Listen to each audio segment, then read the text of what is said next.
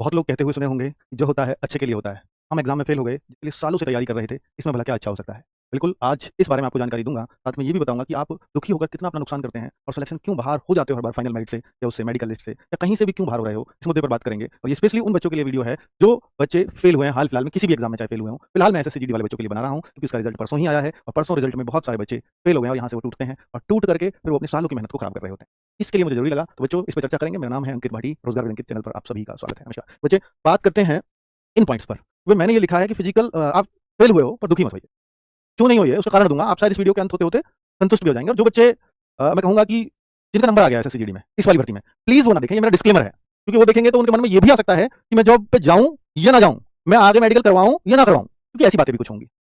तो उनके मन में डाउट्स पैदा हो जाएँगे। तो प्लीज़ वो ना देखें जिनका सिलेक्शन हो गया है और मुझे बाद में कमेंट करके बताना अगर किसी ने देख लिया हो तो गलती से। और वरना डिमोटिवेशन आपके अंदर आ सकता है। जिस नौकरी से आप अभी बहुत खुश थे, उससे हो सकता है दुखी होने लग जाओ और आप फिर आगे की तैयारी में आपका मैं कहूँगा मेडिकल कराते हुए भी मन ना लगे। वो करनी इसलिए ज़रूरी है कि बहुत सारे बच्चे अभी खुश हो रहे हैं कि मैं मेडिकल लिस्ट में आ गया हूँ। मेडिकल लिस्ट में आ गया हूँ, मैं तो सेलेक्ट हो गया हूँ। या कुछ बच्चों के पास 4 नंबर ज़्यादा हैं अभी मेडिकल लिस्ट में आने के बाद भी, किसी पे 5 का मार्जिन है, किसी पे 7 का मार्जिन है। ऐसे ही अधिकतर बच्चे हैं जिन पे 5-7 के मार्जिन है। अब वो बहुत खुश हैं कि मैं तो इस बार सेलेक्ट हो जाऊँगा। पर क्या वास्तव में वो खुशी बहुत दिन तक टिकने वाली है? मैं कहूँगा सबसे ज़्यादा दुःख तो उन्हीं बच्चों को मनाना चाहिए। सबसे ज़्यादा दुःख शायद वही होंगे, क्योंकि वो बच्चे वो हैं, या तो वो फाइनल मेरिट्स में से बाहर होंगे, भाई जिस पे 2 नंबर का मार्जिन है, किसी पे 3 का, तो डाउट में तो है ही। क्या मेरिट एक बढ़े वो बात अलग है, और जिसके पास 2, 4, 5 मार्क्स का है तो उनको अपने अंदर अपने ऊपर अभी भी डाउट होगा कि मेरा हो भी पाएगा नहीं। तो वो किसमें जी रहे हैं? डाउट में। और तब तक जिएंगे जब तक मेडिकल ना हो जाए, फिर फाइनल मेरिट ना लग जाए। तब तक किसी और तैयारी में उनका बहुत मन लग पाएगा क्या? मुझे तो नहीं लगता, क्योंकि हर बार दिमाग उसमें काम करेगा उनका। अगर उनका मैं मान भी लेता हूँ किनारे पर गिर मर के उनका सिलेक्शन हो भी गया, तो क्या मिलेगा उनको? जो उन्होंने सबसे लास्ट में भरा होगा। अधिकतर बच्चों ने सबसे लास्ट में बीएसएफ भरा है। और ये नौकरी तो अच्छी है, नो डाउट। देश सेवा का सबसे नजदीक से मौका मिलता है आपको। बहुत जुनूनी बच्चे इसमें जाते हैं, पर कईयों को मजबूरी मिलती है, तभी तो लास्ट में भरिए। जुनून होता तो फर्स्ट में भरते बीएसएफ को। और मिलेगी क्यों लास्ट में? क्योंकि भाई मार्क्स आपके बिल्कुल नीचे हैं। तो फिर आप या तो ज्वाइन नहीं करेंगे, या ज्वाइन करेंगे तो बहुत सारे बच्चे छोड़ के भागते हैं, क्योंकि यहां से तो घर वाले भेज देते हैं उनको ट्रेनिंग पे जाइए, क्योंकि नौकरी मिली है भाई, नौकरी है सरकारी। दुनिया के बच्चे कर रहे हैं, तुम भी करो। कौन रुकने देगा आपको घर पे? चाहे आपका आगे क्यों ना बहुत बढ़िया कोई एग्जाम लगाओ। तो फिर वो बच्चा सोचता है, हमारे पास आते हैं ऐसे केस, फिर वो बच्चा सोचता है मेरा नंबर ही क्यों आया इसमें। हो सकता है उसके बाद यूपी पुलिस कांस्टेबल का एग्जाम लगाओ, हो सकता है उसके बाद उसका यूपीएसआई का लगाओ, हो सकता है उसके बाद उसका दिल्ली पुलिस का एग्जाम लगाओ, और उसको ट्रेनिंग पे इसलिए जाना पड़ रहा है कि भाई मेरा सिलेक्शन हो गया, घर वाले रुकने नहीं दे रहे। तो एक तो वो इस ट्रॉमा से गुजरता है। दूसरा ये कि फाइनल मेरिट से अगर वो बाहर हुआ है तो उसको 1 महीने बाद पता चली आपसे, वो तैयारी में जुटेगा तो 1 महीने बाद जुटेगा। जो आपको अभी फेल होने वालों को, जो अभी निकले हैं फिजिकल या मेडिकल लिस्ट में, उनको पहले से क्लियर हो गया कि मेरा अब इसमें नहीं होना, मुझे अभी दूसरे में देखना है। लेकिन इन वाले बच्चों को जिनका हो गया है, उनको एक डर हमेशा रहेगा। तो भाई आपका विजन क्लियर है कि मेरा नहीं हुआ है, मुझे समय से पता चल गया, मेरे पास ऑप्शंस है, मेरे पास दिल्ली पुलिस है, मेरे पास यूपी पुलिस की भर्ती आने वाली है, मेरे पास मेरे स्टेट की पुलिस है, अभी तो मेरे पास बहुत मौके हैं, और एसएसजीडी नंबर पे उस पर क्यों ना फोकस करूं? कहीं एज नहीं तो दिल्ली पुलिस है सेम हाइट पर, तो फिर मैं वहां की फोकस ना करूं। तो जिस बच्चे को फोकस बनाना है वो अभी से बनाना शुरू कर देगा। लेकिन जिनका मेडिकल लिस्ट में नाम आया है और वो किनारे पर होगा, उसको फोकस बनाने में मेडिकल लिस्ट का फाइनल लिस्ट का वेट करना पड़ेगा 1.5 महीने और 1.5 महीने बाद अपना फोकस कर पाएगा। जबकि आप में उसमें ज्यादा फर्क था ही नहीं, वो 2-3 नंबर ही तो ऊपर था आपसे, इसलिए उसका आगे आप किनारे पर रहे। और एक बात और बता दूं कि जो बच्चे जो मेडिकल लिस्ट में नाम आने वाले खुश हो रहे हैं, उनको तो मैंने बता दिया खुश होने की बहुत जरूरत नहीं है। लेकिन मैं उनको बता रहा हूं कि जो बच्चे अभी बाहर हुए हैं, तो अपने आप को सिलेक्टेड कैंडिडेट से कम मत आंकिएगा, क्योंकि ऐसे मैंने 100 बच्चों को देखा जो पिछली बार टॉप 100 रैंकर्स हैं। उनमें से 50 से ज्यादा बच्चे वो हैं जो पिछली बार फाइनल मेरिट से बाहर हुए थे। जबकि पिछली बार, और वो इतने खुश होते हैं कि मेरा पिछली बार हो भी जाता तो मेरे को बीएसएफ मिलती, मेरे को आईटीबीपी मिलती, मेरे को असम राइफल मिलती। अब मैं एसएसएफ ले रहा हूं, तो मुझसे खुश कौन होगा? और भगवान ने मेरे साथ तो अच्छा ही किया कि मुझे पिछली बार फेल कर दिया, वरना तो मैं बीएसएफ में कर रहा होता, जहां मुझे पढ़ाई का बिल्कुल टाइम नहीं है, मुझे आगे भी कोई मतलब सीपीओ करना है या सीजीएल करना है, मुझे कोई और एग्जाम देना है। मेरे पास एसएसएफ में टाइम है। तो मेरे लिए अच्छा ही किया ना, ईश्वर ने मेरा हाथ खींचा कि इधर जाइए, आपके लायक वो नहीं बनी है, पहले एसएसएफ में जाइए, फिर आप और ऊंची उड़ान मारेंगे, क्योंकि वहां चांस है। बीएसएफ में जाकर नहीं है टाइम, इसलिए वो बुरी है। ठीक है, तो जिन बच्चों का आगे तैयारी का मन है, इस पोस्ट के बाद कुछ और लेने का मन है, तो उनको तो दुखी नहीं होना चाहिए। उन्होंने टाइम से बता दिया हमें, गॉड का कुछ हाथ रहा है, और आप कम तो हो ही नहीं किसी से, आप यहां तक पहुंचे हो। क्यों अपने आप से ऐसे क्वेश्चंस कर रहे हो कि आप किसी भी काबिल नहीं है ना? आपके लिए ऑप्शंस क्या हैं? ऑप्शंस एसएससी जीडी में अभी फेल हुए हो ना, 1 महीने बाद आपके ना, अगर आपकी एज बच रही है, एज का इशू नहीं है, तो 1 महीने बाद तो आपको फिर एसएससी जीडी आ रहा है। तो मैं बोल रहा हूं 50% से तो ज्यादा आप ही होगे जो अगली बार टॉप करोगे, क्योंकि जो आपसे नीचे थे वो तो पहले ही बाहर हो गए ना, आपसे ऊपर वाले सेलेक्ट हो गए सारे। तो आप ही तो सबसे होशियार बचे हो। तो अगली बार जो भर्ती आएगी तो सबसे ऊपर आप ही होने चाहिए। और अगर आपने ढीला छोड़ा तो नीचे वालों को ऊपर बुलाओगे। आप पहले वो आपसे कमजोर था, होशियार होगा, क्योंकि आप नहीं पढ़ रहे हो, पढ़ रहा है तो होता ही है। तो आपने मौका दिया, आप पहले वैसे ही होशियार है, तो आप अपने ऊपर भरोसा रखिए। ठीक है, तो आपके लिए ऑप्शंस है, एसएससी जीडी है ही। कुछ बच्चे कहेंगे मैं ओवरेज हो गया, तो दिल्ली पुलिस है, इससे बेस्ट ऑप्शन नहीं है। मैं आपको बोलूं, दिल्ली पुलिस की डेट निकली जा रही है, 21 अक्टूबर लास्ट डेट है। अगर आपने फॉर्म नहीं भरा है तो भर दीजिए। अदर स्टेट वाले बच्चे भी उसी कैटेगरी में काउंट होंगे जो एसएससी जीडी में होते हैं। आप तो मैं वेस्ट बंगाल से, आप तो मैं महाराष्ट्र से, आप तो भाई दिल्ली पुलिस में, आप अपने स्टेट में एससी में हो ना, तो दिल्ली पुलिस में एससी में, आप अपने स्टेट में ओबीसी में हो ना, तो दिल्ली पुलिस में ओबीसी में आओगे। तो क्यों टेंशन लेनी है? फिर तो परेशानी नहीं होना है ना। तो जब इतना इतना बढ़िया, और एसएससी जीडी की सभी नौकरी से अच्छी दिल्ली पुलिस है, इसमें तो कोई डाउट नहीं कर सकता। एसएसएफ से भी अच्छी सैलरी दिल्ली पुलिस के अंदर बनेगी। मैं मानता हूं कि एसएसएफ में थोड़ा और ज्यादा टाइम मिल जाएगा आपको, पर दिल्ली पुलिस है ना भाई, दिल्ली की पुलिस बोली जाती है।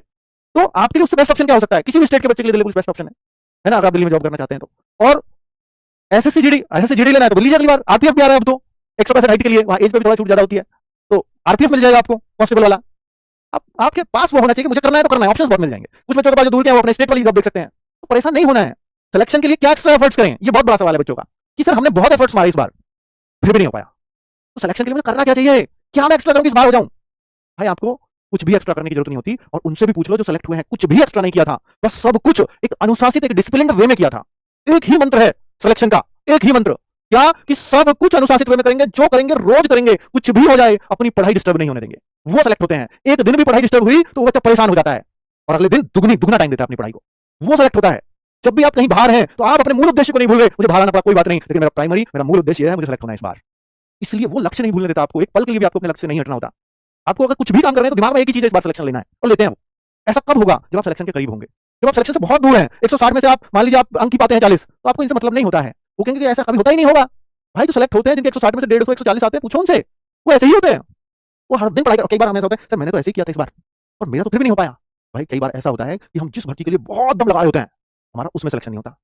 और कई बार ऐसा हो जाता है कि ये जो तैयारी है ना, अगली बार उतनी तैयारी भी नहीं की थी, लेकिन अगली बार इसी तैयारी से निकल गया, बहुत अच्छा एग्जाम हुआ। कई बार ऐसा भी होता है। तो ये तैयारी आपको आगे के लिए तैयार कर रही हो, क्या पता ईश्वर ने यही सोचा हो कि आप लास्ट चॉइस छोड़िए, अगली बार फर्स्ट लीजिए। इसको पॉजिटिव क्यों नहीं लेते, और वो तब लोग पॉजिटिव जिस दिन सेलेक्ट होकर के आओगे यहाँ सम्मान समारोह में अगली बार। बीएसएफ मिला है जी, इसलिए मिला क्योंकि पिछली बार अगर मिलता तो बहुत नुकसान में रहता, बीएसएफ में कर रहा होता और फिर कहीं मौका नहीं मिलता। बीएसएफ में ट्रेनिंग होगी इतनी बार, अगली बार नहीं दे पाओगे एसएससीजीडी, और इतना ओवरेज हो जाते हैं एसएससीजीडी में, बहुत कम विंडो मिलती है इसकी कि हम कहेंगे इस बार बीएसएफ की ट्रेनिंग कर लूं, फिर ट्रेनिंग के बाद अगली बार ड्यूटी करूंगा, फिर मेरे को मौका मिलेगा एसएससीजीडी का, तो एसएससीजीडी निकल जाएंगे, ओवरेज हो जाओगे। बेहतर है घर पे रह के मौका मिला है इसको बनाओ। बहुत एज नहीं हुई आपकी, एसएससीजीडी वाले बच्चों की इतनी एज नहीं है कि वो उन पे घर का पूरा आर्थिक बोझ आ गया है। थोड़ी रिक्वेस्ट करो, पेरेंट्स से मान जाएंगे, कितना भी हो सही वो अपने ऊपर लेते हैं पेरेंट्स अपने बच्चों की पढ़ाई के लिए, ठीक है। तो भाई सिलेक्शन के लिए कुछ भी एक्स्ट्रा एफर्ट्स करने की जरूरत नहीं है, पढ़ाई शुरू कर दी, रोज डिसिप्लिन वे में टाइमली पढ़ाई करनी, बस इतना कर लेना, सिलेक्शन हो जाएगा। क्या सिलेक्शन वाकई बहुत मुश्किल है, पूछो उनसे जो हुआ आपके पास, क्या उसने कुछ अलग ही पेड़ से कोई दूध तोड़ के लाया था क्या, वो एक दूसरे भी पूछो, उससे पूछो कि वो एक्स्ट्रा क्या किया था उसने, वो कहेगा भाई मुझे तो नहीं लगता ऐसा कुछ मैंने एक्स्ट्रा किया हो, नहीं बता पाएगा वो एक्स्ट्रा क्योंकि कुछ किया ही नहीं एक्स्ट्रा, वो रोज पढ़ाऊं बस, यही बोलेगा वो। टेस्ट भी लगाए, प्रैक्टिस टेस्ट भी किया है, क्लास भी किया है, आरडब्ल्यू पढ़ाई की है, यही बोलेगा, इससे अलग नहीं बोलना है एसएससीजीडी में कोई कुछ भी। तो ये उसका रूटीन मिलेगा आपको, लेकिन वो रोज करते हुए मिलेगा। ये तो सब आपने भी किया है, फिर जब आप यहां तक भी पहुंचे हैं, लेकिन आपने उसने डेडिकेटेडली उस शेड्यूल को फॉलो नहीं किया। ये बच्चा डेडिकेटेडली करता है, ये बच्चे से पूछोगे तो एक दिन की टेंशन मिलेगी इसको, अगर पढ़ाई नहीं हुई तो। तब होता है सिलेक्शन। आज का वो दौर नहीं है घर वाले कहें पढ़ बेटा, और बेटे ने गलती से किताब देख ली और सिलेक्शन हो गया, नहीं हो सकता। कितने भी घर वाले पढ़ा लें, कितने भी कोशिश कर ले और आप पढ़ने बैठ भी जाओगे कहने से, सिलेक्शन नहीं होगा। सिलेक्शन तब होगा जब आपके अंदर से निकलेगा मुझे लेना है, होता है, फिर कोई नहीं रोकता, फिर आप उस हिसाब से डेडिकेशन देते भी हो, ठीक है। तो भाई परेशान नहीं होना है, सेलेक्ट हो जाओगे, बस अपनी लाइफ में एक चीज फॉलो कर लो, डिसिप्लिन, कि मुझे रोज अपना टाइम टेबल बिल्कुल टाइमली फॉलो करना है, इसके अलावा मुझे कुछ एक्स्ट्रा करने की जरूरत नहीं है। बाकी सारे टीचर्स आपको उस तरह से गाइड करते हैं आपको क्या करना है, और अगर टाइमली टाइम पर सिलेबस चल रहा है, रोज चल रहा है, तो हर चीज के लिए टाइम मिलेगा आपको। आप कहते हो मेरे पास शॉर्ट टाइम रहेगा, ये रहेगा, इस समय वो पढ़ते हैं और वो दुखी होते हैं जिनका नहीं होता, और दुगनी मेहनत से लग जाते हैं जिनको अगली बार लेना होता है, रैंकर बनना होता है। कोई नहीं, इस बार बहुत तगड़ा करूंगा, ये मोटिवेशन आता है उनके अंदर, करो, होगा, ठीक है। चलिए बहुत आशीर्वाद आपको भाई, खराब मत कहिए कभी भी खुद को, खराब आपके एफर्ट्स हो सकते हैं, इंसान खराब नहीं हो सकता कभी भी, एफर्ट्स खराब थे, आप नहीं हो खराब, एफर्ट्स अच्छे हो जाएंगे, आप सिलेक्शन ले जाओगे। थैंक यू, नमस्ते।